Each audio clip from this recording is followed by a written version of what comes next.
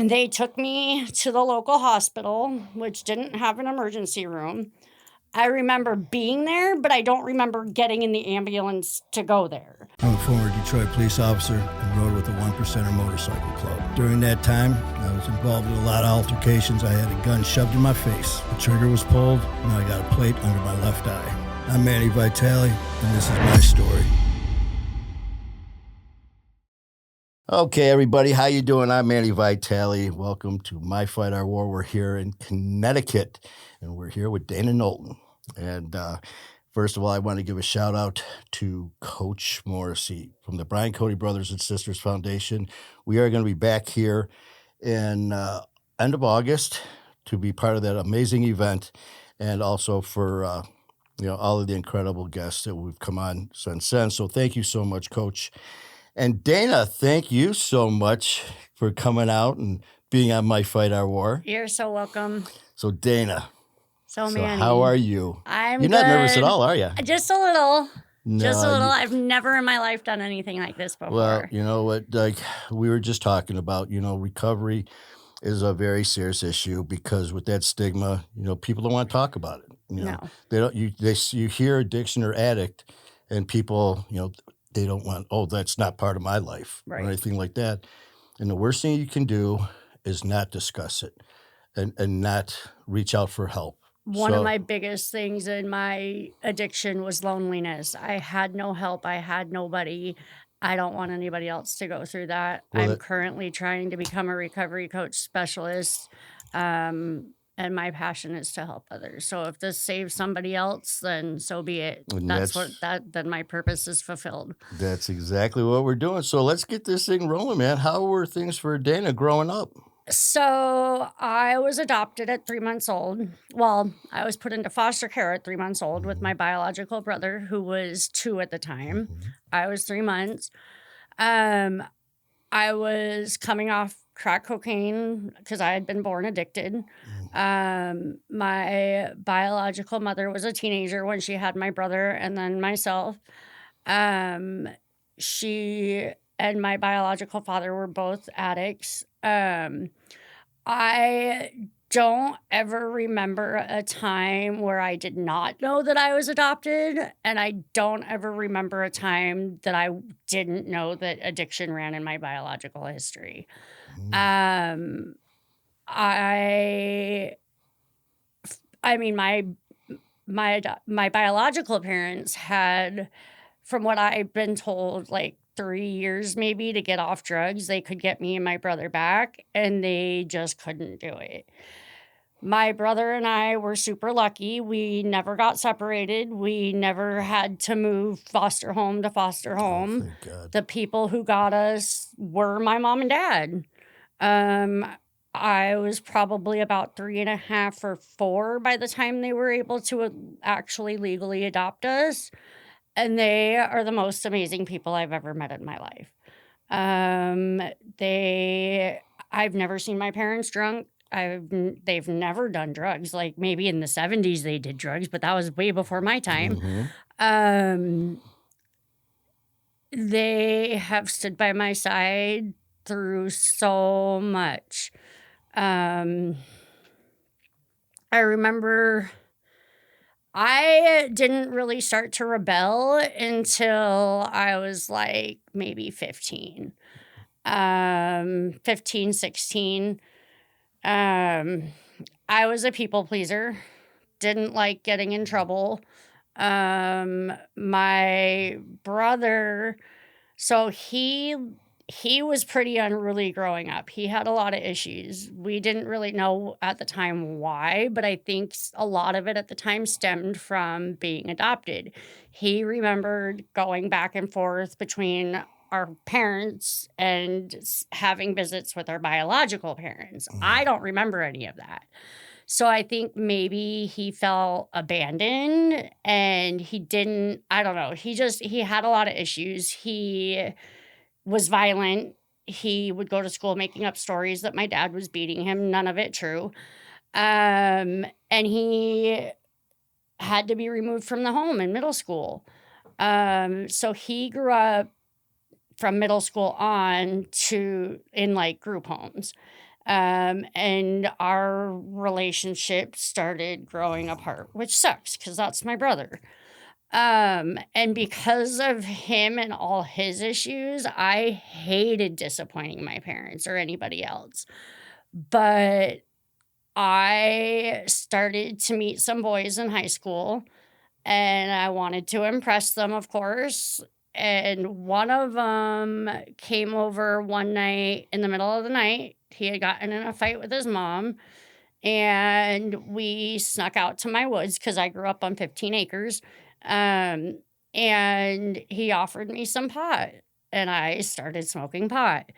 Um, Hid it from my parents as long as I could, got in trouble for it at school. Then they found out. I ran away from home a couple times, but my parents, they never really punished me. Like they would give me lectures and stuff, which I hated, but they never took privileges away, I guess. So like I just kept doing it. They My other brother, my adopted brother, he's 12 years older than me. So I once my one brother left home and my other brother was in college, like I was pretty much an only child and Mhm. I'm the only girl. Um my parents never really made me do much. Like they tried to teach me life skills and I just wanted nothing to do with it. To this day, I can only really make homemade mac and cheese because I don't like craft. Um, they pretty much did everything for me. Pot. So let's see. I started with pot. I then went to cigarettes because I wanted to fit in with the bad crowd. I grew up in special ed all through school, and people made fun of me for it. And I felt like I didn't belong anywhere. Like I maybe had one or two really good friends, and that was it. One of them's still my best friend. She's been my best friend since third grade. But I liked to try and be naughty, but at the same time, still not get in too much trouble for it. I wanted to be bad, but not get caught. Right, exactly. Um, there was one time I stole my dad's car in the middle of the night to impress a boy. Drove to New York City and back in the middle of the night. Got his car up to 150 on the freeway. Not my proudest moment. Um, there was a time I snuck a boy into the house in the middle of the night. My dad found him the next morning, kicked the shit out of him because he was under a pile of clothes in my closet. Yeah, not so Oh, great. But so that was like the extent of my naughtiness. Like I didn't go out and party. I grew up in the sticks. Like, I don't know. well, as we both know, man, drugs has no boundaries. No. But I mean, so it's unfortunate about your brother, and the thing is, like you said, he may have had those memories Right. of, and I can't even imagine as a child feeling like that. I mean, as an adult feeling like that's terrible, but to have that as a child, but then that puts you in a. I mean, you're a child, so you're dealing with that. Right. So for what you just said, to do that, I mean, we'll give you a pass. Okay. So from then on, I mean, obviously there's a So little bit of trouble going on at school. I remember when it was time, like, okay, so I was probably 17 when I had my first cigarette. My parents said, don't do it on our property, and we're not signing your permission slip to be able to smoke at school because if we were underage, there was a smoking patio at my high school. And if we were underage, we had to have parental permission. My parents wouldn't sign it. I got in school suspension probably 3 or 4 times for getting caught out there with a cigarette before I turned 18. Um, but I remember like teachers and other students telling me all throughout school, like I wasn't smart enough. I would never go to like a 4-year school, whatever. And The teachers were telling you that? I had some teachers Uh, tell me stuff like that. Other teachers I had were absolutely amazing. Some of them are still on my Facebook page. Um, I wanted to prove everybody wrong. mhm. So I applied and got into Johnson and Wales in Rhode Island. And I flunked out my first semester because I was partying. Because there, the bars are run by the mafia. As long as you're 18 and with a college ID, you can go in and drink to your heart's content. But I remember hating it. I'm not a drinker. Like, I hated waking up with my head in the toilet, like, that is not my thing. Pot was my thing back then. Um, Fast forward a little bit, I moved to Oregon. Um, let's see, that was probably 2005 or 6 that I went to Oregon. 2005, because I met my ex-husband in 2006. He is a Christian. We were together about 2 years and broke up, and I came home for Christmas break and found out I was pregnant. Um, my parents said, "You can come home, we'll help you, whatever," but I wanted my kid to know who her dad was, so I stayed in Oregon, we got married. All this time, I'm still smoking pot. We moved to Idaho, I get pregnant again, still smoking pot through both of my pregnancies. We moved back to Oregon. Back in Oregon about a year and we get divorced. And I fell apart. Like, I felt like, okay, well, if nobody loves me when I'm only smoking pot, like, because he didn't do anything. Like, he has never done drugs, whatever. I thought, like, he should have loved me. We should have fought harder to keep our marriage. Mhm. Why am I not good enough for him?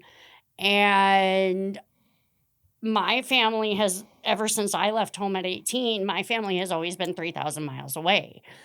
And I begged my parents to come see me, help me through my divorce, and they couldn't come because of work. Um, at the time, I was getting my pot from these 2 brothers, and they came over about a week after me and my ex-husband decided to separate, and they said, "Here, try this, you'll feel better." And it was methamphetamine. Mhm. And I was on the coast of Oregon in this little itty bitty town that my ex-husband's family had lived in for generations. Um, my parents, like, they're amazing people, don't get me wrong, but the only thing they've ever really known how to do is get me out of my problems financially. And that's like, I had to tell them a couple years ago, like, stop giving me money, stop bailing me out of my problems, just come see me. And my dad got mad and he was like, just be grateful. And I said, it's not that I'm ungrateful, it's that you're enabling me. Um,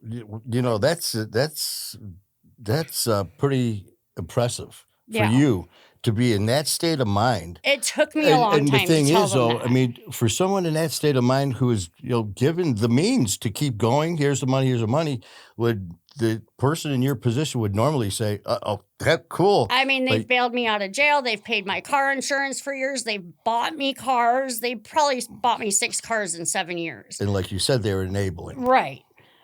Some lessons I wish I had learned on my own. They did come out a couple times to try and solve some problems in my marriage after my divorce, as far as like custody and everything.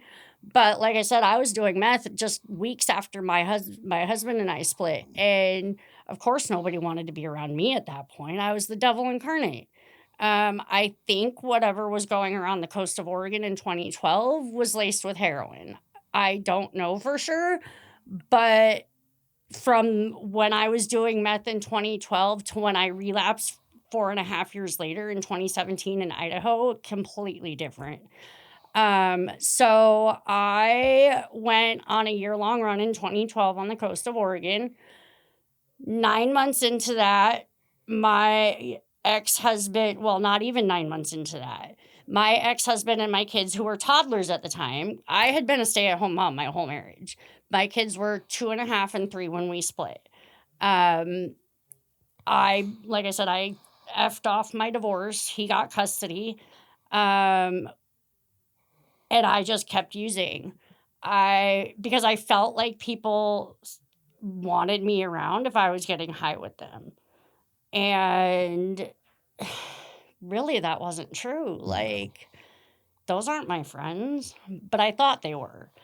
So, a couple months into that first year of using, he moves from the coast to Eugene, Oregon, which is only about an hour and a half away. And one day, I had been up for like 5 days, which at this point was the longest anybody had ever let me stay awake on meth. And I got the bright idea that I was gonna drive from the coast to Eugene because I knew that if I stayed on the coast, I would probably die. I wasn't even 20 minutes outside of town, and I fell asleep at the wheel, and I launched a car 80 feet into a federal preserve. I was driving an '89 Toyota Tercel. The person whose car it was had just gone to prison. I had convinced his mom to let me have it because I was driving a Chevy Astro van. Terrible gas mileage. So I convinced his mom to let me have this '89 Toyota Tercel. Before he had gotten to prison, he pulled the inside starter out. So the only way to start the car was to pop the clutch, and the door panels had been ripped off. And I was passing this federal elk preserve on my way to Eugene, 20 minutes outside of the town I had just left. And I didn't want to stop at the rest area because it was flat. And if I stopped and woke up, nobody was there to help me push start the car. How would I start the car? Not even a mile down the road, I fell asleep. I remember texting the person whose car it was. I remember texting his mother. And the next thing I know, I'm asleep. I'm that close to hitting an electrical outpost box where I would have gotten electrocuted, and I hit a rock instead. And I wake up and I remember thinking something had happened, but not knowing what. I don't remember anybody actually being there when I wrecked, but obviously there were. People had been following me. But I remember knowing that there was drugs in my purse and I had to get rid of them. So I got out of the car, and I remember this part. Like, this isn't what somebody told me. This is what I remember. I got out of the car, pulled the drugs out of my purse, and threw them under the car, thinking, okay, nobody's going to find them. I I don't remember the paramedics coming, but I was told that they did not use a neck brace or a backboard. Um, And they took me to the local hospital, which didn't have an emergency room.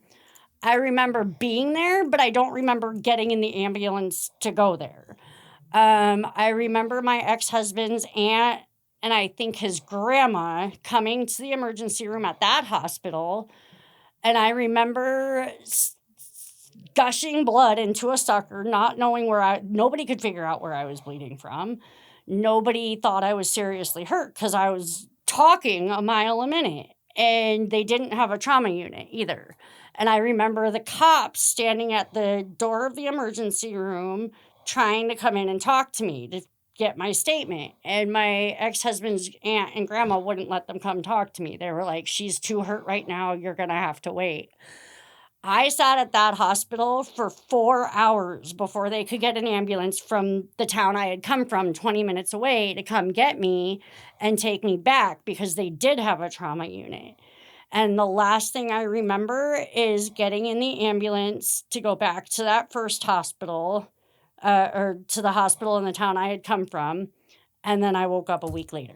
Wow. They called my parents, who were in New York at the time, on a business trip because at the time my parents still lived here in Connecticut. And they told my parents if she survives, she's going to need at least 6 or 7 more facial surgeries because I shattered the whole right side of my face.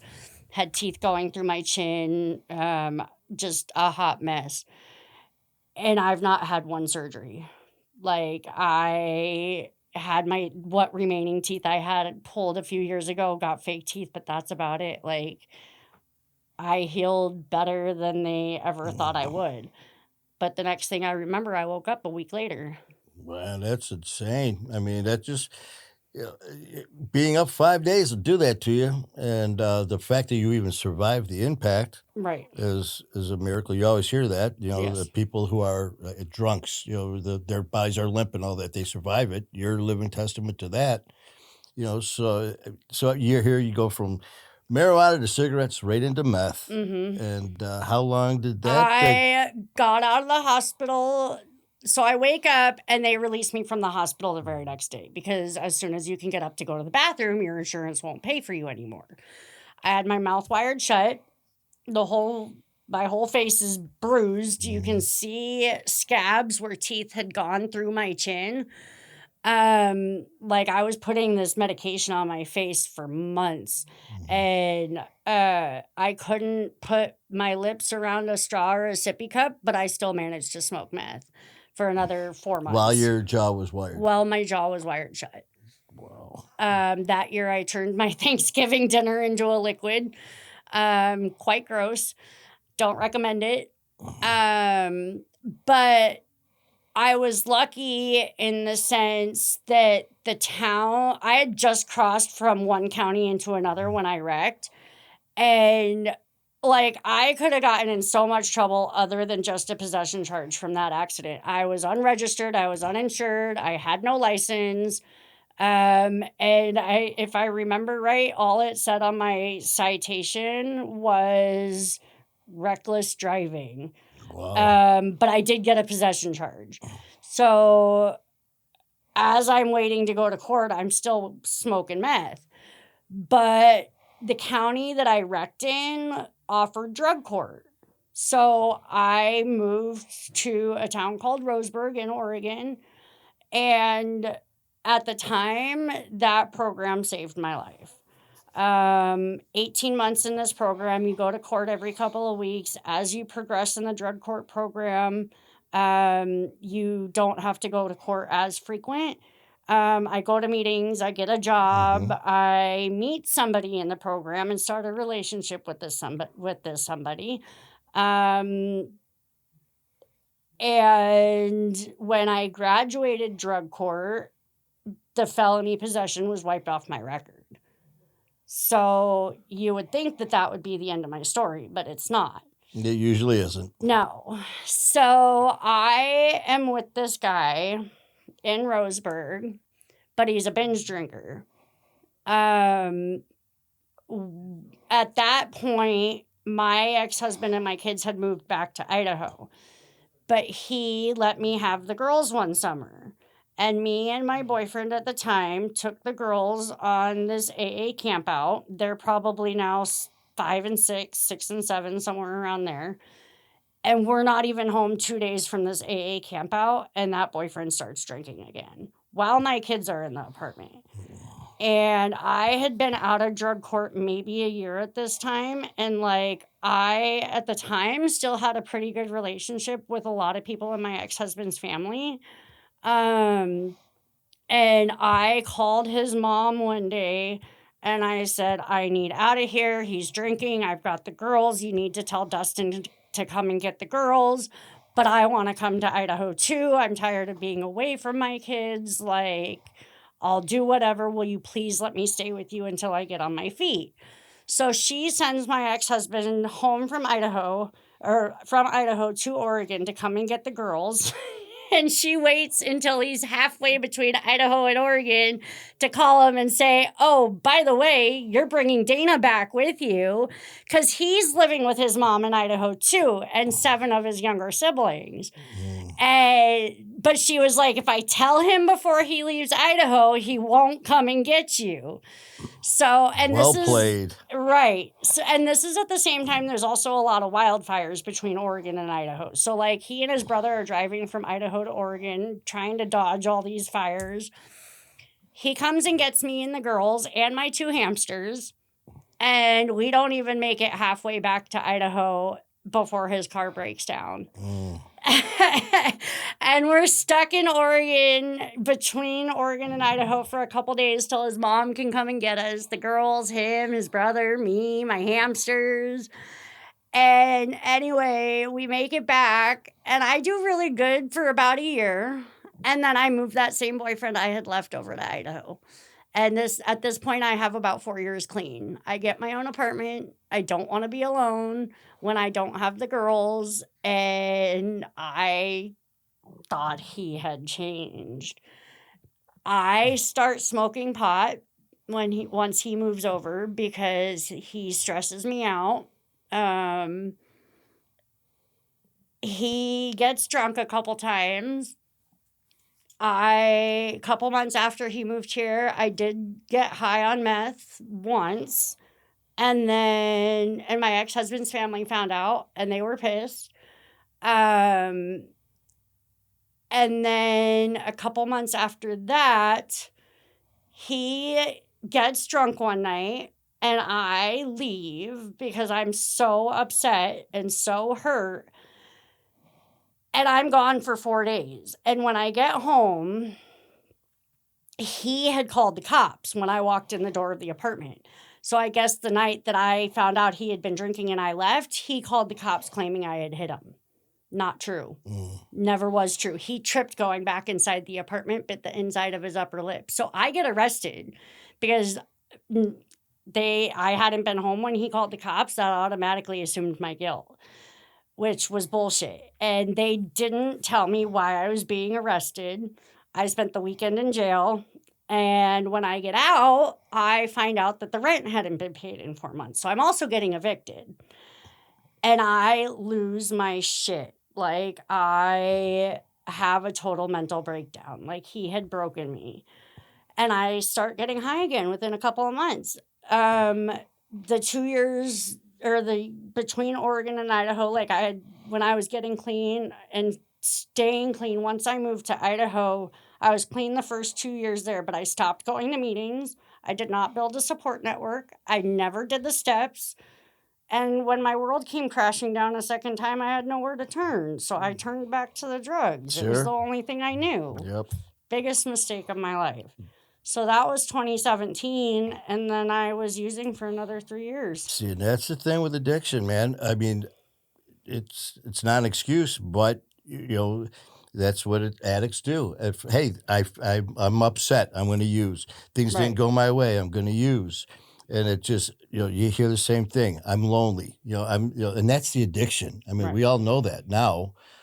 So that's just, unfortunately, that's what we deal with. So here, you're dealing with all of this. You're back on meth. So I mean, after 4 years clean. After 4 years clean. So how does this journey go from? I start using again in 2017. 2018, I'm diagnosed with stage 4 congestive heart failure. 3 months after I was diagnosed, I got a defibrillator. Still smoking meth. That didn't scare me. Like, I was in and out of the hospital almost on a daily basis that first year. And I didn't have stage 1, 2, or 3 heart failure. I had stage 4. Wow. And during that time, my kids and my ex-husband moved back to Oregon. And I used not having my kids as an excuse to get high. I used feeling guilty and lonely and, the fact that the people I was choosing to be around after that relationship with the boyfriend ended were toxic. They were beating me. They were raping me. And I needed to escape my pain. And getting high, it's just a vicious cycle. Like, you get high because you feel guilty, and so you get high, and it just then you come down, then you feel bad about it, and then you get high again to not feel guilty, and then it just never ends. That's exactly right. And with this cycle, that's what happens, and that's what we're trying to break with this. With addiction too. People look at addicts with that stigma. Everyone is this way, when it comes to that. They have kids. You would think that's what I mean. Could it's like, stop anytime they want. They can't just stop. The worst thing I remember talking to a person about addiction. They're like, well, it's choice. Well, you know what? You're right. The first time it's a choice. Exactly. After that was it is my no choice. longer a choice. But after that, you just stop. When people are choosing a drug over their child, that shows you the strength of a drug. I would do anything for my kids. Exactly. But I could not. I think part of it was the fact that they were not in the same state most of the time as me. And I could have gone to be with them anytime I wanted, but I couldn't stop using long enough to be compliant on probation. Yeah, not only that, you've got that separation. I have never lost contact with my kids, but I haven't always been there. And I hate myself for that, except this time I'm learning to get through it without getting high. That's what it's all about, too, and it's, the disappointment and all that, after we get to the point with recovery and stuff, we get to find out all these things about ourselves, Right. which is such a positive. But there's so many of us don't make it to that point. I No. mean, after what you've gone through and stuff like that, and being what was it, 4 years you were sober? I was sober for For 4 4 years. years. But again, I didn't have a program. I I didn't was work the just gonna say steps. that. People are like, "Well, there's no excuse then."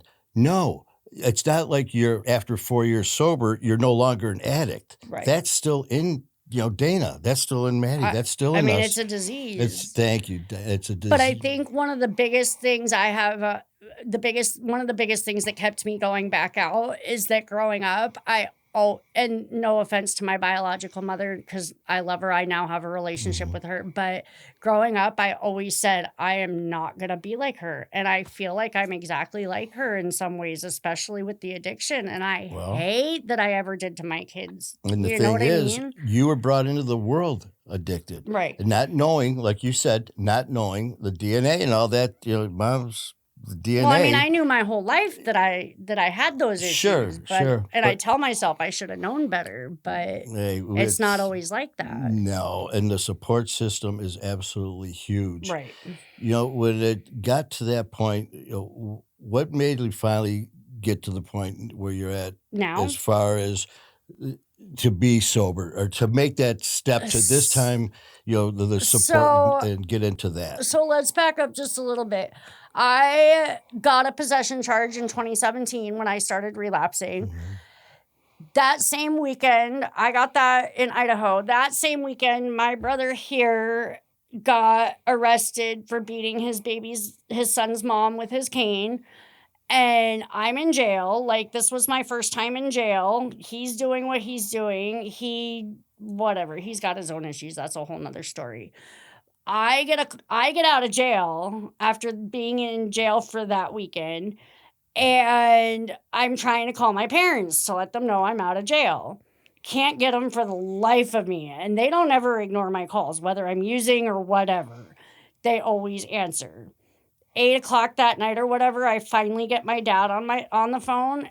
My mom had been in a car accident in California. She almost died. And my dad said, and I know he didn't mean it at the time, but he said, it's your fault. If she hadn't been thinking about you and being in jail and all your problems, she would have been paying attention. Well, a truck had run a red light, T-boned her, and I lost it because that's my mom. Mhm. And I beat myself up for months. Like I said, I knew my dad didn't mean what he said, but I took it to heart because I did feel like it was my fault. And I kept using for various amount of reasons for a couple years. 2020, right at the start of COVID, I go to jail. Idaho has what they call a rider program. So when you get violated, you can, I had 3 years hanging over my head for a possession charge. Instead of doing that 3 years, they send you on a rider, which is like 10 months. It's at a prison, but there's no fences. It's not a locked facility. While you're there, you do programming. And when you get out, your probation starts all over again. So that's what I did. Get out. I was in jail the whole time COVID was going on. So like everybody even now still talks about what's going on during COVID. I have no idea. I was locked up. Mhm. So I get out. I'm clean a couple months. I go to some meetings. I get a sponsor, but my heart's not in it.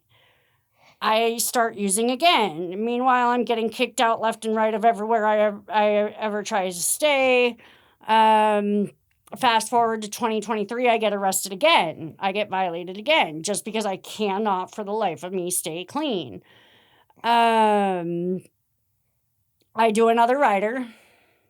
And at this point, I've been talking to my biological mother for 10 years on the phone. Never met her, but I know she's clean now. She's coming up on 7 years clean. My parents moved to California 9 years ago. They no longer live in this area, and I can't go stay with them because they live in a retirement community. And my kids are in Florida, and while sometimes you can transfer your probation to other states, it's very hard to do it when you have no immediate family and children under 18 don't count. So Florida was out. So Tammy, my biological mother, I was talking to her while I was in jail, and we both agreed that like I needed to get out of Idaho, and the sooner the better, because I wouldn't stay away from the toxic people. I would have just gotten out of jail and right back to Right back using. in. And I didn't want that. Like, I never wanted that life. It's just that I didn't know how to get away from it. Mm-hmm. I mean, I knew, but I didn't know. Sure, you didn't have the resources. Right. And Idaho is so hell-bent on criminalizing everybody and just throwing them in jail. They don't want to help you in Idaho. They just want to toss you away and throw away the key. I mean, they've got recovery resources, but they not really.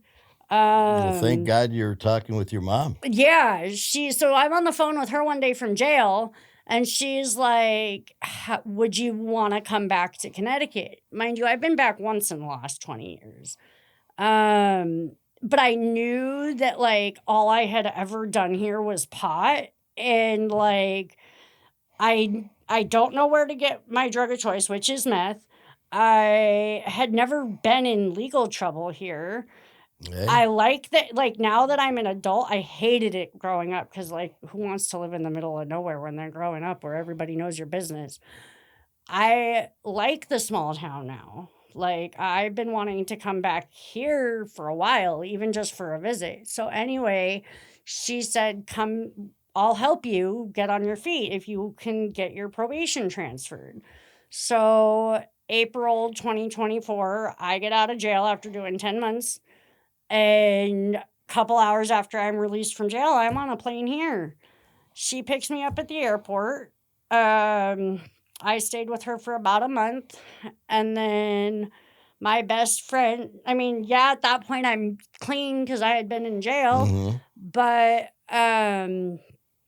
I got here. She hooked me up with some meetings. I got a sponsor. I'm almost done with the 12 steps. I stayed with my bio mom for a month. I went to my best friend's parents' house, stayed there a little bit, and now I'm in a more permanent situation in New Fairfield, which is going absolutely amazing. I go to at least 2 meetings a week, but I work super early in the mornings, so, like, I don't make as many meetings as I want to. So you're saying. But I do meet with my sponsor. I'm doing a program through CCAR, the Community Center for Community Addiction Recovery. Mm-hmm. They have offices in Danbury, Hartford, a couple other places. You do 100 hours community service, and a couple learning modules, and then they'll give you a scholarship to do the Recovery Coach Academy. And like I told you at the beginning, like, I want to help people not die. You know, Dana, you were talking about your biological mom, and she's almost 7 years clean now. And not before that, but not even. So when you were talking to her in jail, have you seen her? I had never seen her. So like, we had video visits, but we had been talking on the phone off and on for 10 years. But in person, you never saw her. I had never seen her. So here she reaches out. You're in prison or talking back and forth, and she offers to help me to come out. So how was that first time you actually physically saw her? Crazy. Because you were how old at that time for the first time when you saw her? That was only a year ago. So I was 39. 38. So at 38 years old, you're walking up and you see your mom for the first time. How was that? I was freaking out a little bit. I mean, there had to be hugs, tears, everything in between. So I flew from Idaho to here, like, the same day I got out of jail. My parents in California met me during my layover in Arizona, and I remember walking up to my mom at the airport in Arizona, and I was freaking out, and I said, Mom, what if I hate her? And I don't hate her. I mean, it's been a little weird, but I mean, she's clean now. I'm not mad at her for not being there for me growing up. I appreciate her help. I like that I have a relationship with her now, especially. But it's still so weird for me. Well, yeah. You're, 38, 39, meeting your mom. Like, I have 2 mothers. What? Well, hey, now that's normal. I mean, unfortunately, and fortunately, I mean, that's never a bad thing. You have people and family in your life. It's cool. I don't maybe see her as much as I should, but you know what? But that she's just there. means more support. I mean, yes. I don't and have it helps because she knows addiction. Like, my mom and dad don't really. they don't understand it. It's not like they're whatever. Like, they can't help me through things when I'm They don't high. understand it. Right. They And the don't know why I do it. they Like, always say that there's no love like a mother's love. right. So And I here, got 2 of them. and not only that, but your biological ma, who gave birth to you addicted, is the one who reached out to save her daughter. I think she feels guilty, Oh, you and know I she think does. she feels like she owes me something, and I've tried to let her know, like, "You don't owe me anything, like, I had an amazing life growing up." Yep. But it's just how she is. And now, like you said, more support. Right. And the fact that, people, when they talk about addicts too, I had someone tell me this one time, this guy was just an ass. He's like, yeah, addicts, you're all nothing but, weak. Right. You're selfish. You're this, and, you don't care about just going on and on. And I'm sitting there and I'm taking it and taking it. And I was like, you know what? When you're in active addiction, you're exactly right. Everything you just said, we don't care about anyone else. We're selfish. You're right. Like, all I ever You're, thought was that I was hurting myself. oh, I yeah, didn't realize I was hurting my kids, my exactly. parents, everybody else.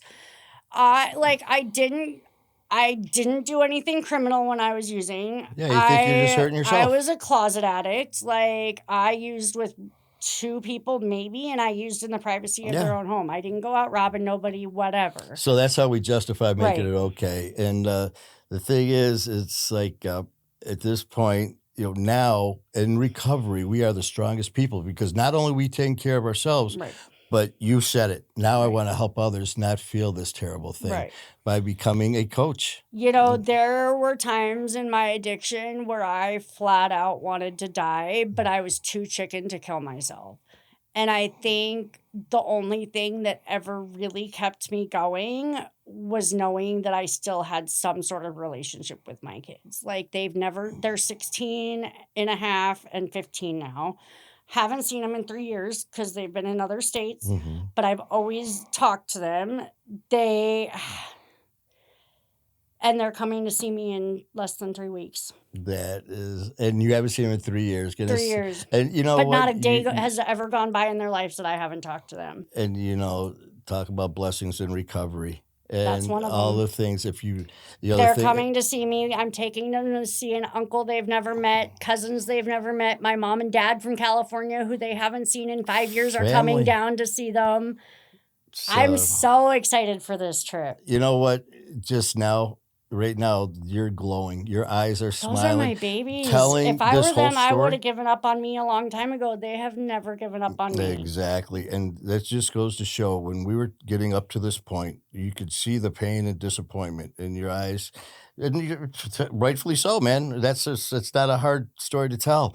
But And now I hate that I've ever put them through not having me, but you but know what? It makes you the person that we are you today. know what? I could go out and use over it, or I could work with my sponsor. And I'm working Exactly. with my sponsor. I just wrote my amends letter to the girls. I'm going to read them to them when they're here. It's 3 the weeks. only thing I've made amends to everybody else, but I haven't made it to my kids yet. Well, Like, I've told them I'm sorry before, but it's been half-assed, this time you mean it. Right. And in 3 weeks, you're going to be able to do it. 25 days. And you're going to be able to do it in person. I'm taking them to a Broadway show. I'm taking them to Six Flags in New Jersey. I'm taking them to Boston You're for doing 3 mom days. things. Yes. Man. We all need a Dana, vacation. you know And what? I'll have 2 years clean in August. Congratulations. And not only that, you're on your way to becoming a coach to help others. Yes. That Because there's is not enough awesome. of them out there. And the No. sad thing is, funding for recovery services is being cut. I don't know when this is going to air, but on this Thursday, they're doing an event at the Capitol in Hartford, a recovery rally, where we're going to try and go and get